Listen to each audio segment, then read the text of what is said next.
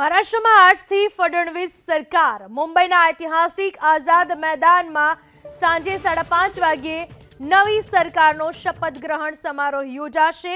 આ શપથ ગ્રહણ સમારોહમાં પ્રધાનમંત્રી નરેન્દ્ર મોદી, કેન્દ્રીય ગૃહમંત્રી અમિત શાહ ઉપરાંત ભાજપ શાસિત રાજ્યોના મુખ્યમંત્રી સહિતનાઓની ઉપસ્થિતિમાં નવી સરકારનો શપથ સમારોહ યોજાશે। આજે સતત ત્રીજી વખત દેવેન્દ્ર ફડણવીસ મુખ્યમંત્રી તરીકે તો એકનાથ શિંદે અને અજીત પવાર નાયબ મુખ્યમંત્રી તરીકેના શપથ લેશે।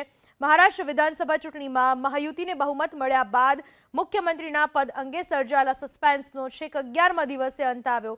બુધવારના ભાજપના વિધાનસભ્યોની બેઠકમાં દેવેન્દ્ર ફડણવીસને વિધાનસભા પક્ષના નેતા તરીકે જાહેર કરાયા હતા। 288 બેઠકની વિધાનસભા ચૂંટણીમાં 230 બેઠકો ભાજપ શિવસેનાના શિંદે અને એનસીપી પવાર જૂથને મળી હતી। ભાજપના એકલા હાથે 132 બેઠક મળી હતી। ભાજપના મુખ્યમંત્રી બનશે એ પહેલા દિવસથી નિશ્ચિત મનાતું હતું।